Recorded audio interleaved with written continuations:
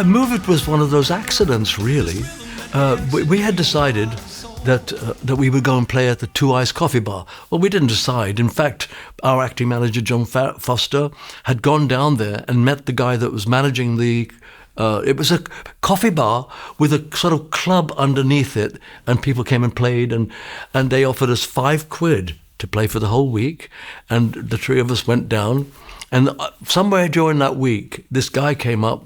He was in the Royal Air Force, I think, and he didn't have a uniform on, but he told us what he was doing, and he had a guitar. He said, "Can I sit in with you?" And we said, "Okay." And he came and played kind of a lead guitar, and we said, "Do you want to join us?" And he said yes. Now, Ian Samwell was that guy, and he wrote "Move It" on the way to come and have a rehearsal at my house in Cheshunt in Hertfordshire, and on the way to come to the rehearsal, he wrote "Move It." He wrote the first verse and the chorusy thing, but he said it's not finished. So we said play it, and he just played. He didn't play the intro. He just went "Come on, pretty baby, let's move it and a groove it." Of course, we said, fantastic. We were so excited that here we are, like the Americans, creating a new song, and it sounded like good rock and roll. Anyway, that's what we played when we were finally introduced to Norrie Paramor some months later. And we had one simple amplifier. It had 2 points where you could plug your guitars in. So we plugged our guitars in, and we played "Move It." And Norrie said, "Done. See you in the studio. We'll record that. I'll find another song for the A-side." And he found one called, what was it? I've forgotten. I'll think of it in a minute. But we went in to do "Move It." And we said, "But it's not finished." He said, "Oh, don't worry about that. You do the first verse, you do the chorus, we put a guitar solo in there, you do the first verse and the chorus again." And that's how the original "Move It" came out, and it did get to number 2 in the British charts. We just got beaten by Connie Francis. And so she stopped me having my first ever number 1.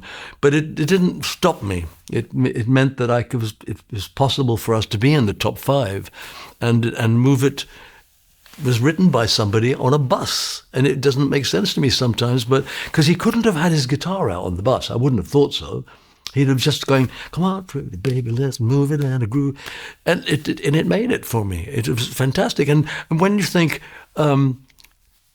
the press sometimes say to me, how does it feel? You're not really cool, are you?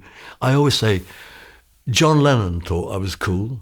John Lennon, I quote him, said, "Before Cliff and Move It, there was nothing worth listening to in Britain."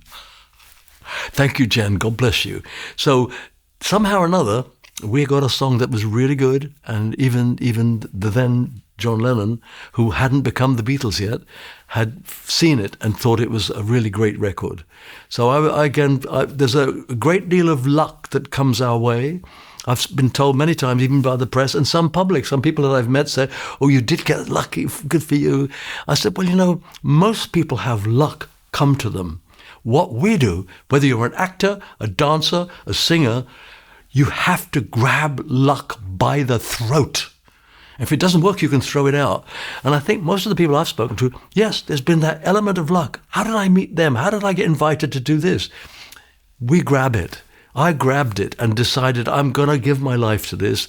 And again, the luck for me is that I did succeed, but I still grab it. I'm still competitive. I still want to record. If I could record every single day in the studio, I would. But what's the point? There's no point. You can't put an album out with 365 songs on it.